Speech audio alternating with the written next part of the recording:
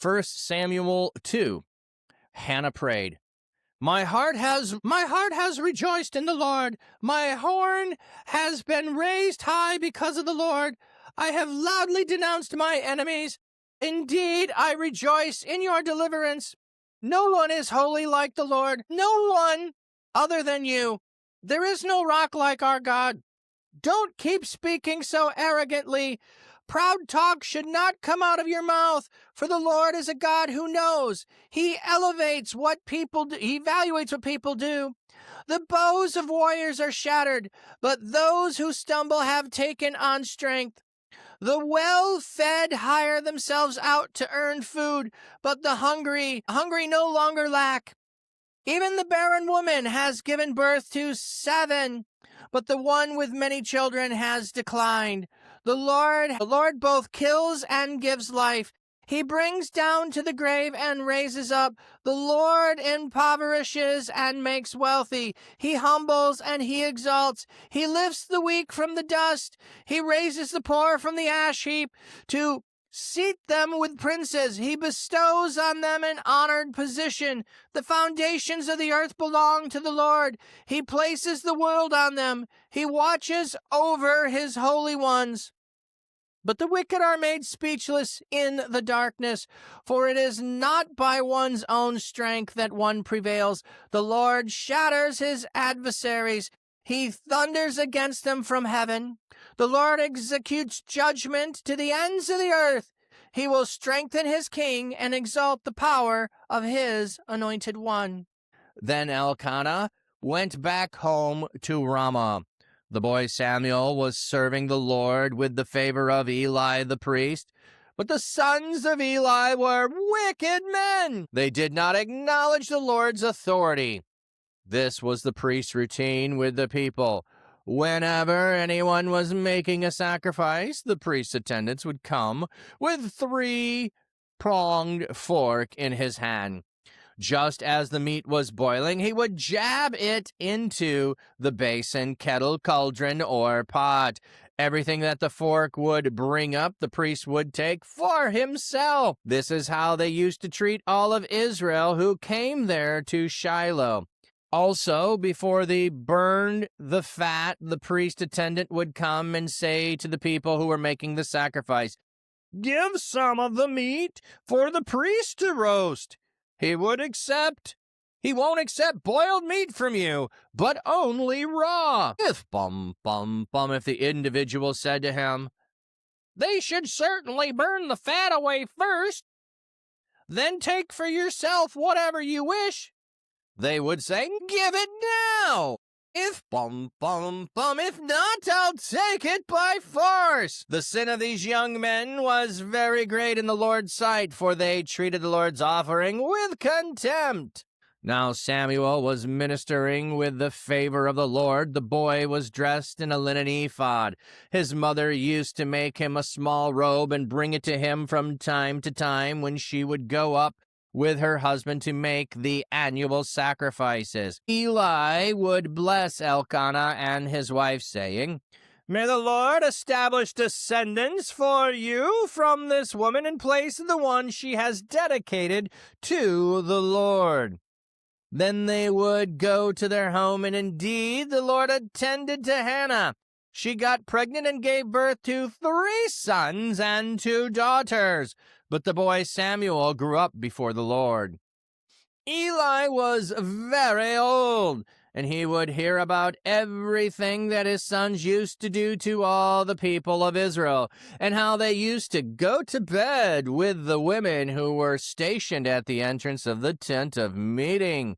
So he said to them, Why do you do these things, these evil things that I hear about from these people?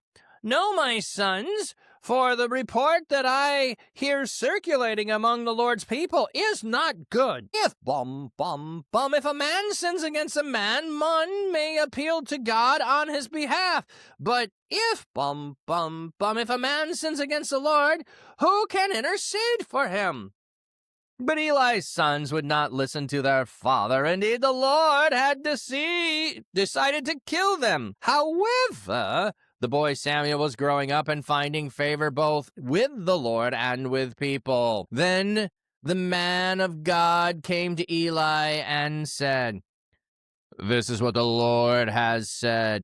I plainly revealed myself to your ancestors' house when they were slaves in the house of Pharaoh in Egypt. I chose your ancestors from all the tribes of Israel to be my priests, to offer sacrifices on my altar, to burn incense, and to bear the ephod before me. I gave to your ancestors' house all the fire offerings made by the Israelites. Why are you scorning my sacrifices and my offerings that I commanded for my dwelling place? You have honored your sons more than you have me by having made yourself fat from the best parts of all the offerings of the people of Israel. Therefore, the Lord, the God of Israel, says, I really did say that your house and your ancestors' house would serve me forever. But now the Lord says, may it never be. For I will honor those who honor me, but those who despise me will be cursed. In fact, days are coming when I will remove your strength and the strength of your father's house. There will not be an old man in your house. You will see trouble in my dwelling place. Israel will experience blessing, but there will not be an old man in your house for all time.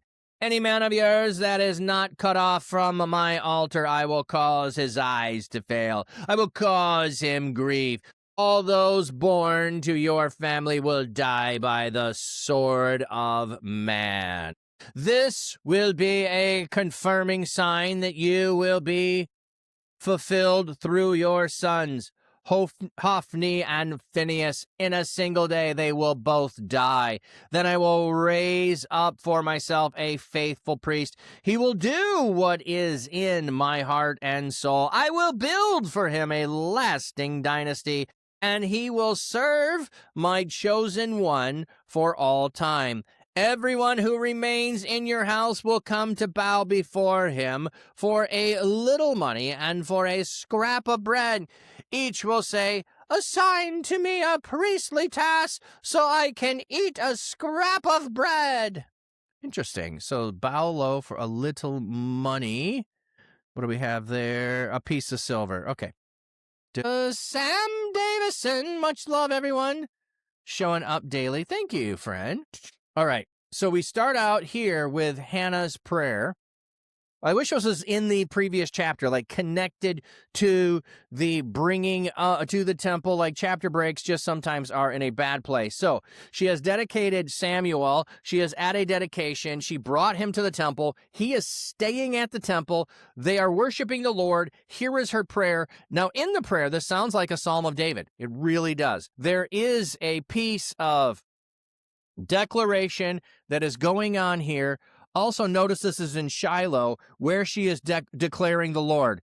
I'm trying to remember, there is a phrase in here that she declares something, like she is the first one to truly declare something about the Messiah in this prayer. I'm trying to remember where it is. Let's see if we can find it. I rejoice in the Lord. My horn has been raised up because of the Lord. So horn is power, strength. So she now has strength because she has a child, because God has heard her. I loudly denounce my enemies, my husband's other wife. That's my enemy. I will rejoice in I rejoice in your deliverance. You delivered me. You gave me a child. No one is holy like the Lord. God, you are separate. You're different. You are set apart from everyone else. You're the only one that could do this. You indeed did this. There is no one like you. There is no rock like our God.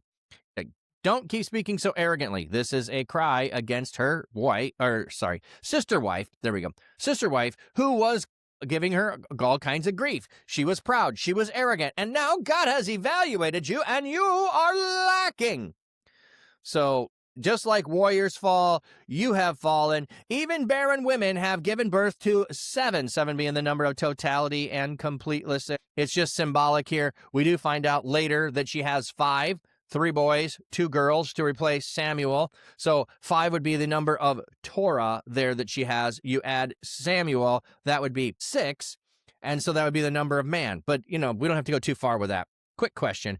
How long are you streaming? I don't know. I don't know, Lucis. We'll see. I don't have any conflicts, so we'll see what happens. I want to get through first 5 chapters, I think, so we'll see.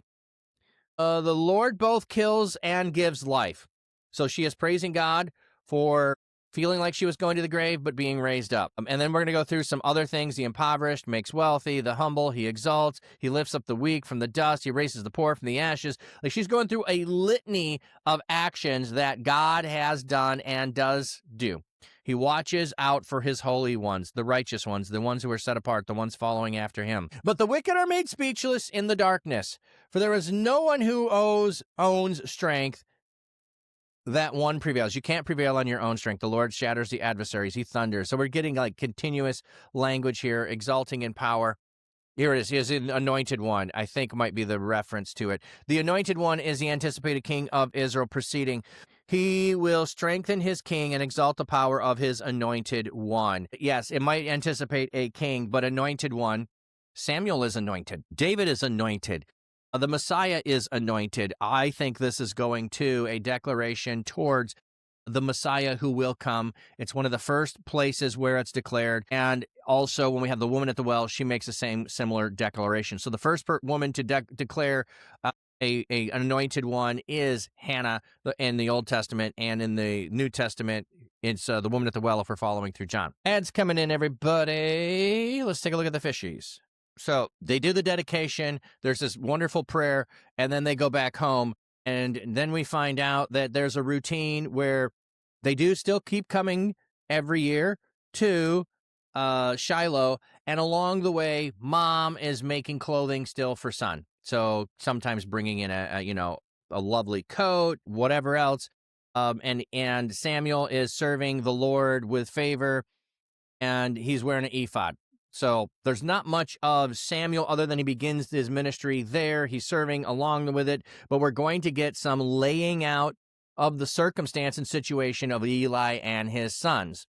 So we have Eli's sons are wicked men. They did not acknowledge the Lord's authority. So they are serving because, well, it's our role. It says they are worthless. Okay. Yeah, so they translated it wicked to help us understand the severity of it. Worthless would be really severe in that time to say, but they're trying to say their actions are wicked. They're against God. They do not acknowledge God's authority.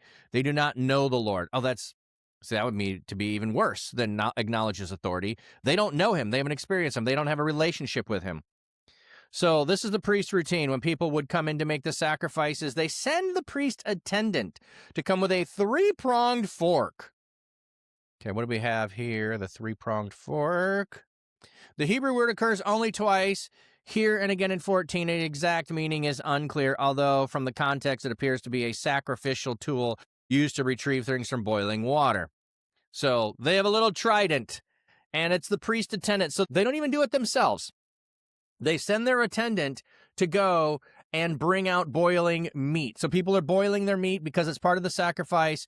And when you make the sacrifice, remember that you would, in some sacrifices, give a portion of it to the priest who's offering the sacrifice. So there already is built into this what the priest should have. They're taking more than they should have. They're taking the sacrifice that the family is supposed to be partaking in the eating of, or those who are bringing it, and also the part that might be supposed to be burned up. Okay, so they are coming with the boiling and stabbing the meat. Okay, so they come to the cauldron, they're taking out choice pieces, and they're like, oh, well, whatever comes out, comes out. Darn tootin', they know which pieces are the ones to aim at. And who knows how big this, fork is and how long those tines are. Like, my brain is picturing, like those hot dog sticks with, you've got a good portion of it on there, and you're going to stab it and get like chunks in there. Yeah, that's what they're doing. And then if they're going to roast it, they're like, hey, don't roast it yet. We want it raw. We want it raw. We want to prepare it ourselves. And they're like, let us burn the fat away. No. They want the fat. No, we're going to do this, and we're going to take it by force. So you're supposed to burn the fat. The fat is supposed to be the choice part that is for God. And they're going, nope, we want that. We want it, and we'll take it by force. So this is the evil and contemptuous way they treat the sacrifices of God. So this is what they're doing in the service of God, is treating with contempt what they should be doing to serve the people and to serve God. They're treating it with contempt. And then we have, it's even worse than that. Now, so here's one thing I wonder. I wonder where they learned this, okay? Where did they learn to take the choicest pieces of meat? Because it doesn't seem like when we have this information that Eli is concerned about the taking of the meat and the disdain for the sacrifices. That has to be something that he is aware of. It has to be something that's going on, and he doesn't do anything about it. So, it just doesn't seem like there's any issues with that. Now, Eli is old, and he would hear about everything his sons used to do for to all the people of Israel, and how they used to go to bed with women who were stationed at the entrance of the tent of meeting. So there's women who are there to serve in various different roles. We get a glimpse of this with Hannah, who is ministering and praying in the temple in the New Testament. There's a couple other places we get that. His sons are treating them like cult prostitutes. He is treating them like temple prostitutes. His sons are doing this. Now he goes and says something to his sons. With the meat, he doesn't seem to do that. So I wonder if Eli, because it also says that Eli is fat, Eli had gotten fat, he's participating, I think, in the taking of the meat. His sons are doing it, but he doesn't. He turned a blind eye to it, whether he taught him to do this or not. Where they learned it, we don't know. He doesn't seem to care about that. But now that, hey, I'm hearing rumors you're going to bed with women in the tent of meeting, you ought not do that. It's not good because you're sinning against God. You're sinning against God. But Eli's sons wouldn't listen to their father. Why are they not going to listen? Because he's turned a blind eye for a while. He's turned a blind eye to other stuff. So they're just escalating what they're doing.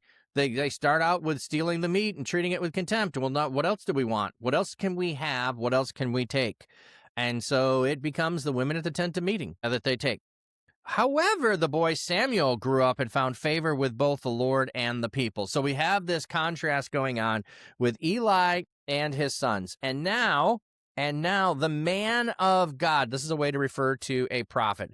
The man of God comes to Eli. Which one is it? We don't know. Eli is a priest. Shouldn't he be able to hear directly from God? No, he needs to have the man of God come to him. Plainly revealed that your ancestors were slaves. I chose your ancestors to be my priest. You are abusing the priestly line. And so this is a really interesting thing, that you're not going to have anyone grow to old age in your household. Your household will be stricken with nobody growing to old age. That's what's going to happen. Nobody gets to grow old in your household. You're going to have them die when they're young. So they'll get to serve, but they won't get to retirement. Kind of a thing. They're going to be struck down by the sword too.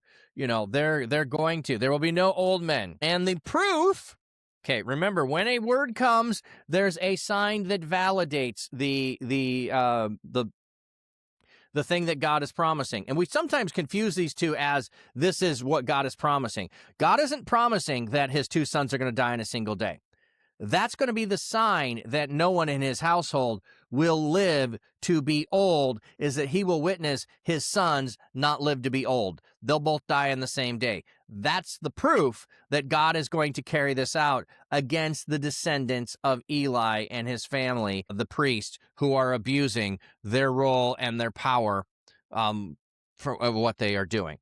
So that is what he has been given, and he will choose to serve. And then we have, I will raise up my faithful priest. He will do what is in my heart and soul. They're going to die on a single day, and then I'm going to raise up my priest who will do what is in my heart, and he will have a lasting dynasty, and he will serve my chosen one for all time. Everyone who remains in your house will come to bow before him for a little money and a scrap of bread. Each will say, assign to me a priestly task so I can eat a scrap of bread. So your house is going to have a problem. I'm going to raise up another priestly line to be the one serving in the temple, essentially. There could be some connections here to Jesus as the priest, but I don't want to go there directly, because then we have to go to how to assign me a priestly role so I can have a scrap of bread, and I need a little money, and I need to do something. His household and his legacy needs to in some way have this lived out in their lifetime.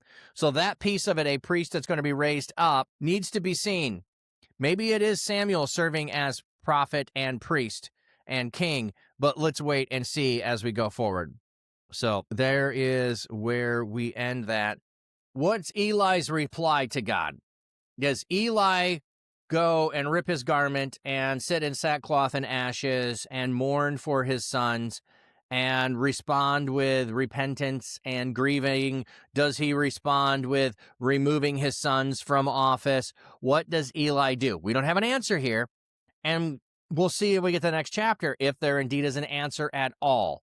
But we don't see an answer. The proper response should be sitting in sackcloth and ashes, mourning and grieving. Even if God doesn't change his mind, that should be the proper response of Eli here, is to sit and rip it. Well, if he's a high priest, he can't rip his garment, but he's serving as priest, so he could sit in sackcloth and ashes, take his garments off, so at least do that. But if he's serving as high priest, you wouldn't rend your garment. You can't, you're not supposed to.